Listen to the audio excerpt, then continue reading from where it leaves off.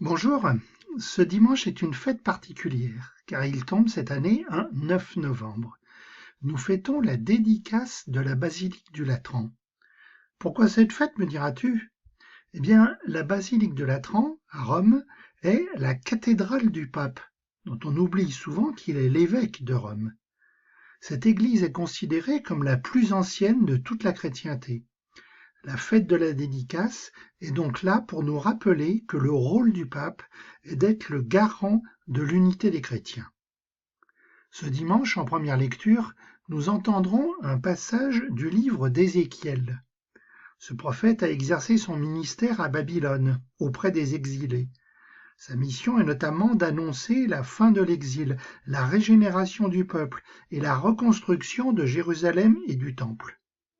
Le livre d'Ézéchiel s'achève sur une vision de restructuration du temple dont nous allons attendre un passage. Écoute. En ces jours-là, au cours d'une vision reçue du Seigneur, l'homme me fit revenir à l'entrée de la maison. Et voici, sous le seuil de la maison, de l'eau jaillissait vers l'Orient, puisque la façade de la maison était du côté de l'Orient. L'eau descendait de dessous le côté droit de la maison, au sud de l'autel. L'homme me fit sortir par la porte du nord et me fit faire le tour par l'extérieur jusqu'à la porte qui fait face à l'Orient. Et là encore, l'eau coulait du côté droit. Il me dit, cette eau coule vers la région de l'Orient, elle descend dans la vallée du Jourdain et se déverse dans la mer Morte, dont elle assainit les eaux. En tout lieu où parviendra le torrent, tous les animaux pourront vivre et foisonner. Le poisson sera très abondant, car cette eau assainit tout ce qu'elle pénètre. Et la vie apparaît en tout lieu où arrive le torrent. Au bord du torrent, sur les deux rives, toutes sortes d'arbres fruitiers pousseront. Leur feuillage ne se flétrira pas, et leurs fruits ne manqueront pas. Chaque mois, ils porteront des fruits nouveaux, car cette eau vient du sanctuaire. Les fruits seront une nourriture, et les feuilles un remède. Alors tu as bien écouté? C'est étrange, non, cette histoire d'eau qui s'écoule du temple. Mais il ne faut pas oublier que nous sommes dans une vision prophétique, dans laquelle tous les événements sont symboliques.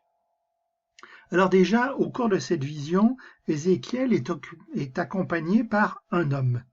En fait, au début de la vision, quelques chapitres auparavant, la description de cet homme n'a laissé aucun doute. Il s'agit d'un ange qui est chargé d'un message symbolique auprès d'Ézéchiel. La porte de l'Orient, dans la tradition hébraïque, est la porte du temple par laquelle la gloire de Dieu entre ou sort du temple. Tout ce qui provient de cette porte est donc manifestation divine. Cette porte est d'ailleurs toujours fermée, car nul être humain ne peut la franchir, ne peut franchir ce qui est réservé à Dieu. C'est ce qui explique d'ailleurs pourquoi Ézéchiel doit faire un détour pour sortir du temple. Alors ce qui sort du temple, c'est l'eau d'une source. Et cette source devient un fleuve. Dans les versets qui ne sont pas retenus par la liturgie, Ézéchiel doit mesurer la profondeur d'eau régulièrement en s'éloignant peu à peu du temple, jusqu'à ce que le flot soit devenu un torrent infranchissable. Cette eau a en fait deux fonctions. D'une part, elle assainit, elle guérit. Rappelons que la mer Morte s'appelle ainsi parce que sa très forte salinité empêche toute vie. Or là, il nous est dit que le poisson est très abondant. Et d'autre part, cette eau est source de vie. Les poissons, bien sûr, mais aussi les arbres fruitiers. Et la récolte est très abondante. Les arbres donnent des fruits tous les mois et non pas une fois par an. Alors que retenir de cette vision? Eh bien, ce qui sort du temple, cette eau, est source de vie abondante, source de guérison. Elle est donc le symbole de l'action de Dieu, pour les Hébreux, bien évidemment, au temps d'Ézéchiel, mais aussi pour chacun d'entre nous. Action de Dieu dans nos vies. Dieu veut notre bonheur. Il nous guérit de tout le mal qui entache notre cœur. Il est source de bienfaits et des bienfaits en abondance. Seigneur, merci pour le don de la vie, pour chaque matin où je me réveille.